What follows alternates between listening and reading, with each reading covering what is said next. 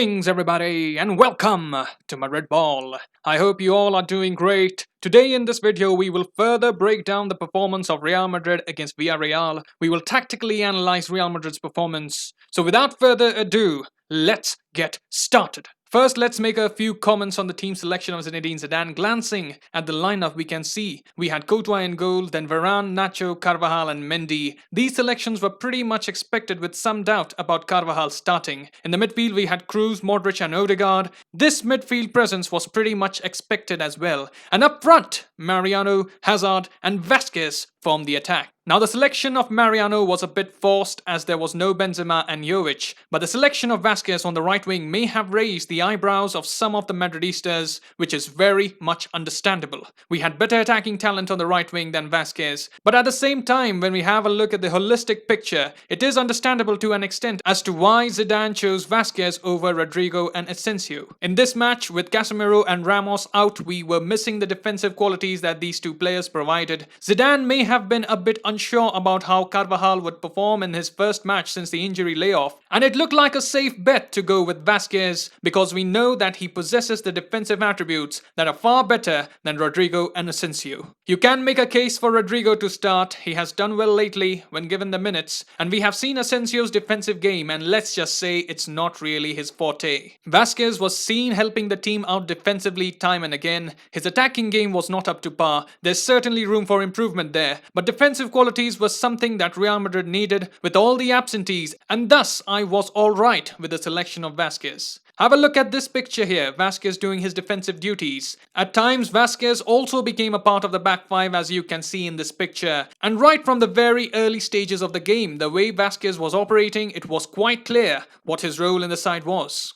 Now talking about the formation, Real Madrid went with the 4-2-3-1 formation, and have a look at this picture in order to have a better understanding of the formation that Zidane went with. But here we will specifically talk about the role that Kroos, Modric and Mendy had to play in this formation. Without the ball, while Real Madrid were defending, they pretty much maintained the 4-2-3-1 formation as you can see in this picture, with both Modric and Kroos forming the double pivot. But it was when Real Madrid had the ball that we saw Modric and Kroos operating differently. Kroos was dropping in deep between Varane and Nacho to help build from the back and help in the distribution, and at times acted as a single pivot, occupying the spaces between the defense and midfield lines, with both Modric and Odegaard ahead of him. Modric was going forward much more. He must have been instructed by Zidane to operate in much more advanced territories. And now talking about Ferland Mendy, he too had a different role to play than what we expect from a conventional fullback. Rather, Mendy was playing the role of an inverted fullback. Now I think many of you may not know what an inverted fullback is, so to make you understand, I would do a little bit of comparison between the two positions. Generally, fullbacks are those who defend as well as provide width going forward, but inverted fullbacks are those who won't go forward too much, but would rather get inside towards the middle of the pitch and help in the build-up play. So Mendy, as you can see in these pictures, is playing the role of an inverted fullback with his presence in the midfield, which helped Real Madrid have someone who would not hesitate to go in with the tackles. And although Kroos and Modric do the defensive work, they don't really fancy putting in the tackles very often.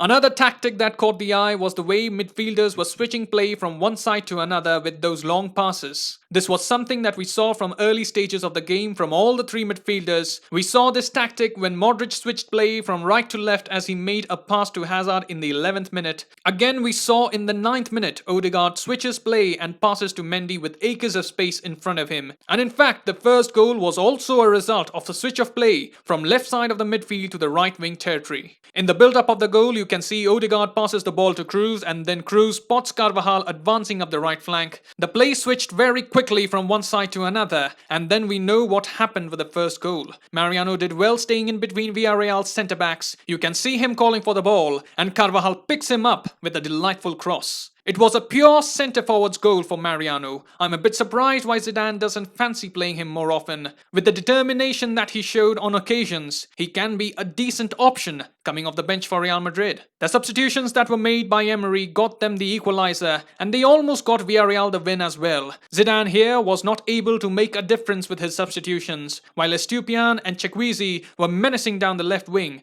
Zidane's substitutions, which included Vinicius and Isco, did not make much of an effect. With Chukwueze and Estupiñán, Villareal had more directness and pace against a Real Madrid side, which was clearly fatigued. The goal that Villareal got was a result of play which started with Vinicius. Vinicius had won the ball back in Real Madrid's own half. He charged forward with the ball, and along with him we also saw Vázquez darting forward in order to provide Vinicius support, but Vinicius made a very poor attempt to make the pass to Vázquez. The ball hit the Villareal defender, and then Estupiñán receives the ball and split open the Real Madrid defense, spotting the run of Chukwueze. Courtois was a bit late to react, and football is a game of fine margins. Now, having a look at the stats, Real Madrid did get a goal, but only had 6 shots on goal compared to Villarreal's 13. And I must say, apart from the goal from Mariano, there were very few chances which really troubled the Villarreal defense. Villareal, on the other hand, with Moreno and Parejo, they had very good chances in the second half. And the stats to an extent do tell the story. Odegaard was providing the creativity with the through balls, but he faded as the game progressed, and Modric and Kroos were looking like they had run out of gas. Add to that, the Villareal side was without the quality attacker Paco Alcácer, who has scored 9 goals for Villareal this season. So clearly Real Madrid were on the back foot in the second half, and it was just relieving to get the point in the end. Yesterday I said I was not disappointed with the result considering the difficult circumstances, but neither was I satisfied, and I know neither are the Madridistas all around the world satisfied with this brand of football. But what really hurts is the lack of acknowledgement on the part of Zidane and the players. Zidane, as usual in the post-match interview, was bombarded with questions, and when asked about the performance, Zidane answered, "I think we deserved more considering what we did, especially in the first half. We've dropped 2 points. I'm upset for the players because of the effort they gave. I felt we could have taken the 3 points today, and that's a shame." Now I agree Real Madrid did have a good first half, but guess what? Football is a game of 2 halves. You don't deserve anything by just playing half of the game well. And we saw the stats. Villareal created much more in the second half than Madrid created in the first half. Zidane continued with his hopeful statements and he said, "I have the same enthusiasm for this job, and as always I'll continue to feel this way as long as I am here.